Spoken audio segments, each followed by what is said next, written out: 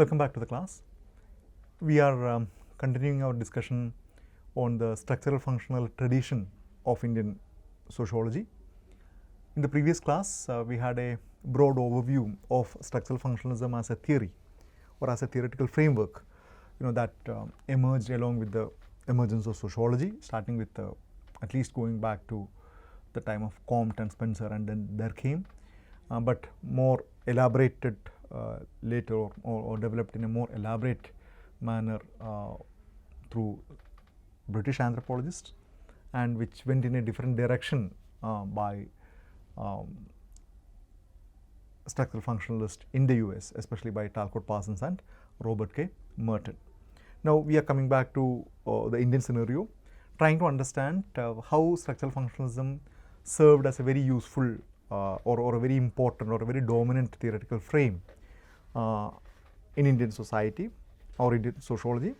And we are looking at this very eminent sociologist by name M.N. Srinivas, and his full name is Mysore Narasimhajar Srinivas, born in 1916 and then passed away in 1999. And M.N. Srinivas is undoubtedly one of the most important figures in Indian sociology. Okay?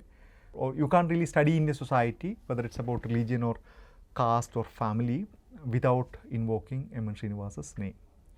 Many of the concepts and theories propounded by him became very popular and have also entered into public parlance. For example, the term like dominant caste, vote bank politics, westernization. These are all terms that are used or introduced by M.N. Srinivas as very specific terms or terminologies, but later they percolated into the popular discourse and now are extensively used by politicians, by journalists, by ordinary people. And he was also a very important institution builder who played significant role in the development of institutions like, say, Institute for Economic Growth (IEG) in Delhi, and the Institute for Social and Economic Change (ISEC) in Bangalore, and a host of other places. So one of the most important figures in Indian sociology, played a crucial role in the institutionalization of the discipline of sociology in India. As we know that a discipline requires the collective effort of a lot of people to establish that in different universities, and then be the face of that discipline, provide the kind of much needed theoretical and methodological foundation of the discipline, and be a pioneer in terms of conducting research and then disseminating it, and to train a set of young scholars or young researchers to be the future scholars of tomorrow. So in that sense, he was a doyen in that sense.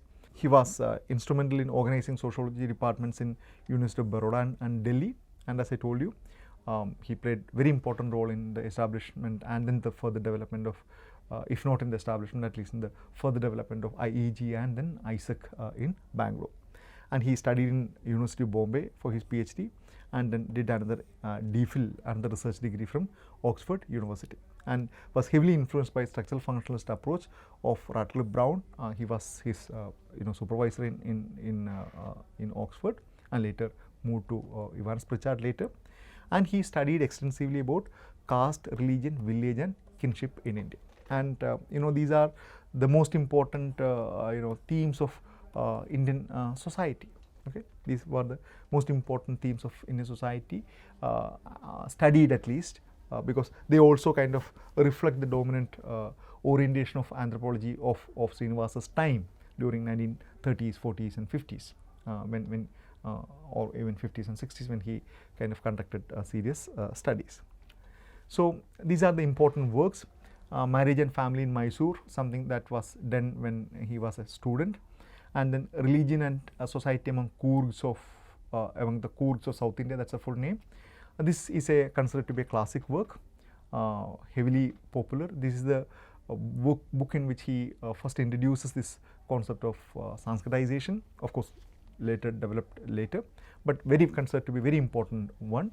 Then Caste in Modern India and Other Essays, Social Change in Modern India. These are all essays. And then maybe his magnum opus, The Remembered Village. We will discuss more detail about that book. Considered to be a classic, considered to be one of the most celebrated, most read, most discussed works in Indian society, maybe along with Homo hierarchicus, The Remembered Village, one of the most readable, okay, very lucidly written work, The Remembered Village. Then Dimensions of Social Change in India, or essays, Indian Society Through Personal Writings, Village, Caste and Gender Method. That may be his last work. So, couple of books and then mostly other essays. And these are some of the titles of the work. This Oxford book, Religion and Society Among the Cooks of South India, it's a small book. And then Remembered Village, again very slightly thicker one, important book. Now, Srinivas and structural functionalism. He initiated a structural functionalist analysis in sociological and social anthropological research in India, one of the most important developments in Indian sociology during the early years of post-independence. So, as I repeatedly mentioned, we are discussing Srinivas not only because of his own right as a preeminent sociologist in India, but also as somebody who represented or who used structural functionalism as a very important framework to understand Indian society. So, compared to any other traditions or any other theoretical frameworks, structural functionalism was the most important, the most dominant theoretical framework used in Indian society or in Indian sociology. There is a plethora of anthropologists who followed the method adopted by Srinivas. Okay. And he was influenced by British anthropological tradition, especially by Ratcliffe Brown and then Evans Pritchard at Oxford. I mentioned that he registered his PhD, his DPhil with Ratcliffe Brown and then later moved to Evans Pritchard. In his path-breaking works on Coog and Rampura, he challenged the then dominant paradigm of book view that focused on understanding Indian society through texts. One of the seminal contributions of M.N. Srinivas is his argument about what we call it as the field view, in opposition to book view. So, we discussed that when we mentioned Indological approach, that there was a powerful group of, very influential group of scholars, mostly trained in Sanskrit, who believed that since India is a very ancient civilization, these ancient texts really carry the essence of Indian society. So, you can study Indian society by studying these texts which are written several centuries ago. Okay. So, they spend a lot of time trying to understand the ancient scriptures and then believed that there is a kind of an unbroken continuation over the centuries, and getting an access to these texts and then their rationale and their value systems will give you very important insights about how Indian society continue to work even now. Okay. That is traditionally understood it as a book view. Okay. You as an armchair Indologist or a Sanskrit scholar, you sit in your office and then you read through this material, you read through these scriptures, these Vedas, these Upanishads, this other ancient material, then you deduce your sociological analysis about how Indian society functions. And Srinivas was a bitter critic of this particular approach. Srinivas argued that book view provides you with a very distorted, very obsolete, very outdated understanding about Indian society. Rather, you must go to the field. Okay. So, this binary between field view versus book view became a very important matter of contention during his time. So, Srinivas was an anthropologist, and as you know, anthropologists are not armchair theorists. Okay. They go to the village, they believe that the data for their study, data for their theorization must be collected personally. Okay. What we call it as this this ethnographic approach. Okay. You immerse yourself into the lives of people, and a particular technique that was made very popular by these scholars is what is called it as a participant observation, or in traditional sense what you call it as a field work. You go to the village, and for example, these scholars like Ratcliffe Brown and Malinowski and others, they have spent years together, months together among some of the most isolated places, most remote places, most primitive tribes, staying with them, and then studying their customs and rituals, living along with them Okay, so trying to become a part of the community, and that particular technique is known as participant observation. You try to be a kind of a participant in their everyday activity. At the same time, you are an outsider, you are different, you look different, you do not belong to their tribe or their group. Yet you try to become a part of that. Okay, so this ethnographic approach was the kind of a specific method that was advocated by M. N. Srinivas, and that is why he was a bitter critic of the field view, which argued that you can understand in society by reading the text. So this binary between this fieldwork and book view was a very important feature of Srinivas's argument, and in the coming class, maybe the class after that, we are going to discuss one of his very famous essays, Varna and Caste, in which he puts forward this argument very strongly, that focused on understanding in society through texts. So book view is the argument that the knowledge about elements that make up Indian society like religion, caste, varna, family, village, etc. through sacred text and books. Ideological approach. This is something that we discussed already. Okay, and then the field view is attaining knowledge about Indian society through the field work. Srinivas argued for a field view of Indian society, used ethnographic method to study caste system in Indian village, caste as well as religion. So he was a very important proponent of field view. He conducted very systematic field work in Coorg. Then he conducted very systematic field work in Rampura village. Rampura village is a village near near Mysore, near Srirangapatna. I hope you know the Srirangapatna is the famous place of Tipu Sultan. So this Rampura village, Rampura is a pseudonym. They generally do not use this actual name of the village or the people, because it might compromise the privacy of those people and places. So Rampura is a village near Srirangapatna. So he stayed there over 1 year, maybe around 10 or 12, 11 months, and then did very immersive fieldwork. So he was a proponent of fieldwork, and then a series of scholars, his own students and then other people, followed the similar path. So this tendency of conducting very intense single village studies, okay, became the most dominant way of doing sociology during his particular time, and that's a very, very important development. Of course, it was criticized later, and then later it moved into multi-village studies, but Srinivas was the single most influence in establishing that very important tradition, attaining knowledge about in society through fieldwork, because he argued that you can't really depend upon some text written thousands of years ago to understand how people actually live. In order to understand how people actually live, you need to go to the villages and then observe how people live, and then collect data and then try to conceptualize that. So that was his argument. So this work, Marriage and Family in Mysore, published in 1942. It was originally written in 1938 as an MA dissertation at the University of Bombay, and Srinivas himself has mentioned that this was a very amateurish work, and which he felt embarrassed going through that later. Srinivas dealt with Kannada speaking Hindu caste and based his description on data drawn from various secondary sources, provided an account of customs related to marriage, divorce, childbirth, interpersonal relations within family, kinship terminology, death ceremonies, etc.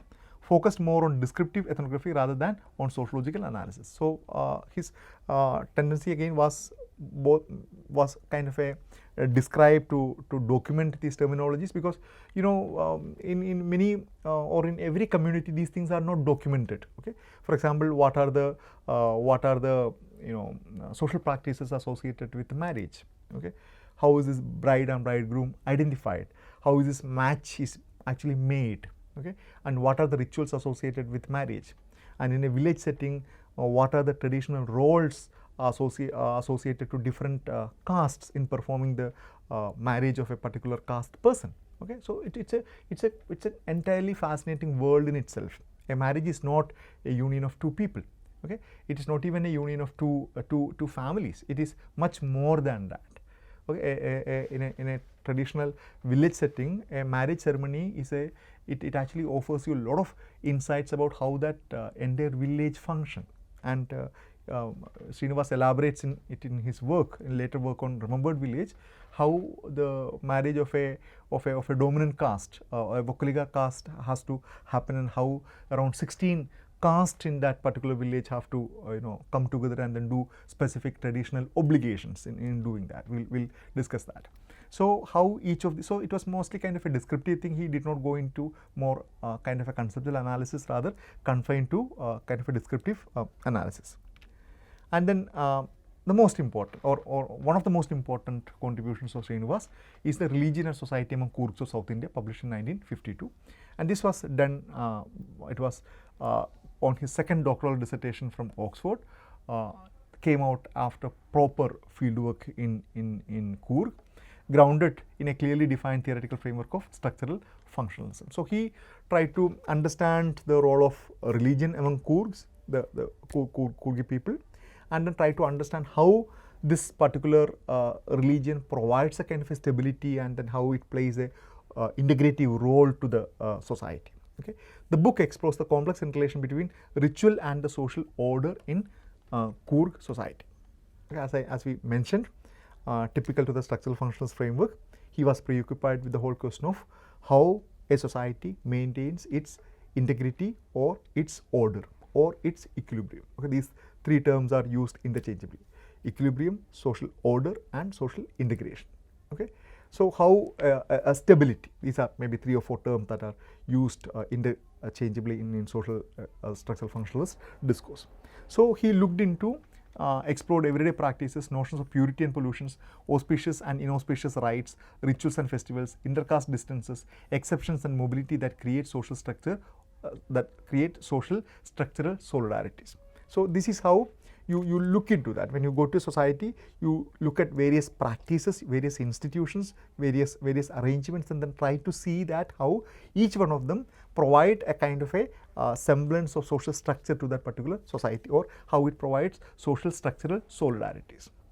Along with primary data collected through ethnographic fieldwork, Srinivas effectively used secondary literature to map regions' history. So that's why I mentioned Religion Society among Kurds of South India is a celebrated work, considered to be a classic.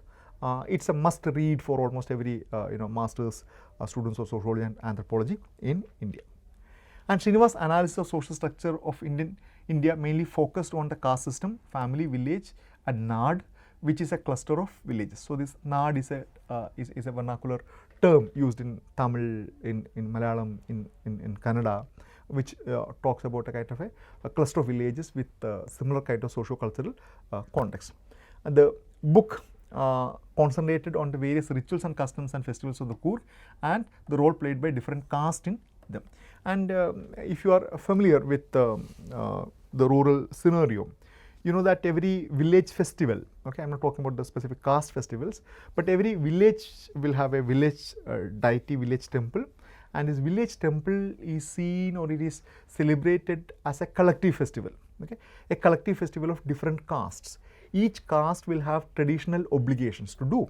Each caste will have traditional rights to do. Each caste will have, it will be their traditional obligation or right or a honor to do specific part into that. For example, the Brahmins could be the priest, the agricultural caste might be the people who provide the financial resources, and then the oilmen, the telis, might be the people who supply the temple with the necessary oil. The potters might make new pots and supply them, and then the untouchable caste might be entrusted with cleaning the leftover food and other things. So every caste has designated, and in many parts in South India, untouchable castes are supposed to do the drum beating and then walk around the temple and then announce the festival, and which emerged as a bone of contention, because this was seen as a demeaning act by the caste, and then they refused to do that in many places, which resulted in further violence by the caste Hindus or upper caste Hindus,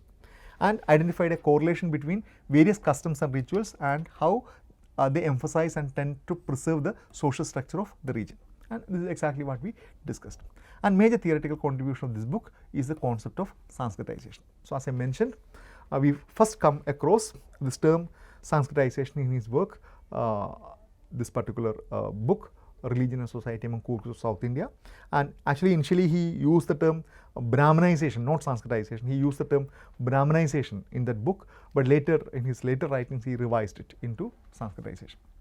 While the exposition of interrelatedness of different aspects of society made possible by the adoption of the functionalist paradigm is strength of the core book. Its weakness also stems from the same source. This criticism can be leveled against any structural functionalist who would say that the interrelatedness of different aspects of society is the most important point of analysis, and that made possible by the adoption of the functionalist paradigm is the strength of the core book. It is the weakness also stems from the same source. Religion in this framework is reduced to ritual and is sought to be understood in terms of its function in the maintenance of social order. So, it is very severely criticized that Srinivas's understanding of religion, okay, was very limited, or he used religion in a very limited sense rather, okay, reduced it into what are the kind of a the rituals and then the practices that are associated with ritual. He did not move into a more deeper cultural understanding of religion, into the realms of meanings and then symbols and other things, and he overlooked the concerns with meanings of religions and with the ideas of good, soul, sin, sacrifice, etc. Because anthropological literature provides you with fascinating insights about how religions work, the kind of taboos, the kind of mythologies, the kind of symbolic systems associated with that. But Srinivas's treatment of religion was rather peripheral. The dogmatism and narrowness of functionalist paradigm limited the scope of the study. Again, very, very strong words. The dogmatism and narrowness, as I told you, they come with a purpose of looking into how different social structures contribute to the overall stability of society. So, it was a very limited and restricted agenda of a functionalist, a more kind of mechanical treatment of a society. So, that really prevented Srinivas from exploring further more into more fascinating aspects. And maybe the most prominent work of Srinivas is this book, Remembered Village. As I mentioned, his ethnographic work of this village near Srirangapatna in Mysore. And there are stories about why he named it as a remembered village, because he lost all the field notes that he has prepared in an accidental fire in Oxford, and later he seems to have recollected his memories and then written from his memory. Okay, so that is the argument, and that is why he mentioned it as a remembered village. So many scholars point out that maybe this particular incident, because this is a very unusual work, okay, it's an extremely readable work, and it would remind you of books like Malgudi Days by R.K. Lakshman, just like a novel you can read, and at the same time it is not a fictional one. It's a product of ethnographic work. It details, it has a lot of scientific rigor in that, systematic analysis in that. It chronicles the events. It tells you about the social structure of that particular village. It looks into the kind of various caste hierarchy in that village. It goes into the economic and social and political and cultural and social realms of the village. So it's a widely celebrated work, one of the most well-read and well-circulated book of Indian sociology. It presents a comprehensive account of the multi-caste village of Rampura in South Karnataka, also the experience of his fieldwork. And for example, he talks about how he initially went to that village, and then how he had to get a house. He has to get a house to stay, and then how he befriended a Brahmin family there, and they offered him to stay there, and how his stay with this particular Brahmin family provided him with a peculiar understanding of that village, and how his people could easily identify his Brahmin Srinivas was a Brahmin. So how the Brahmins in the village identified themselves with Srinivas being one among them, and then how that his perceived identity provided a kind of a particular entry point into the village. At the same time, how that acted as a barrier for Srinivas to get access to people who are considered untouchables or lower caste and others. It's a very, very fascinating thing. So it's a must-read book for every sociology or anthropology student. And he explored several aspects of the village life. He looked into the social structure, the economy, the culture, religion, social change, and everything, as I mentioned. Though the book is about the village, its core focus was on caste, and more specifically on upper caste and the rural elite. So there are very elaborate works on the village headman, the village accountant, the village priest, and how basically his focus was on the Vokkaliga caste, because Vokkaligas are the most dominant agricultural caste in that region, that part of Karnataka, the southern part of Karnataka. So his focus was on this Vokkaliga caste, and he has very lucid elaboration about the village headman. Village headman is and his family and the relationship with the other castes are mentioned very, very elaborately. So as I told you, for example, there is very elaborate mentioning about how a village a marriage in the house of this upper caste person is conducted. So it is surprising to see that almost every caste, around 16 castes in that village, will have to perform specified traditionally obligated services to the conduct of that marriage. The people, the mochis or the people who do the leather work, they have to present the bridegroom with a new pair of chappals, and the dhobis, the washerman community, they have to present the kind of a white cloth on which this bride and bridegroom is supposed to walk. So these are all traditional obligations for which they are provided a kind of a compensation. So a marriage ritual is not the private affair of that family or even that caste alone. It is an affair of the whole village, where every caste is supposed to perform specified functions, which includes that of the lower caste people, who are supposed to clean the place, who are supposed to dispose of the leftover food and other things. So in contrast to his earlier major works, it captures the totality of village life, its human elements, and convey the feel of Rampura to the reader. As I mentioned you, it's a beautifully readable work, very, very elusive, very, very lucid written work, where you can look at the character. It's not a very the usual very formal kind of an account. It's a very personal account. You can feel the people. For example, the headman, you can understand a comprehensive account of the character of this headman. So yeah, so this work, Rampura village, became an instant sensation among scholars, and it actually enhanced Srinivas' status as a very, very important person, important sociologist in India, and it became one of the most maybe talked about or discussed work in India, because there were a lot of people who criticized Srinivas for being providing a very one-sided view, because because of his identity as a Brahmin, because of his proximity, or because of his decision to live along with the upper caste quarter, it prevented him from having adequate access to the lower caste. And so the account of Srinivas from the perspective of Dalits is very, very minimal in this work. That is one of the major criticisms raised against Srinivas. He glosses over the kind of or he rather does not give adequate attention to the systems of exploitation, so systems of discrimination as practiced in the village. He rather provides a kind of a perspective from a more comfortable upper caste position. That has been one of the major criticisms against this book. But as I told you, highly influential, popular work. And these are the references that I have used and for this work as well as the coming classes. And one of the important works is T.N. Madan, another doyen of Indian society, Indian sociology. His work, An Introduction to Srinivas's Oeuvre, an essay taken from the book The Pathways, Approaches to Study of Society in India. Then T.K. Woman, The Concept of Dominant Caste, Some Queries. It's an article written in Contributions to Indian Sociology. Then Sujata Patel's work, Social Anthropology or Marxist Sociology, assessing the contested sociological vision of M. Srinivas and A.R. Desai.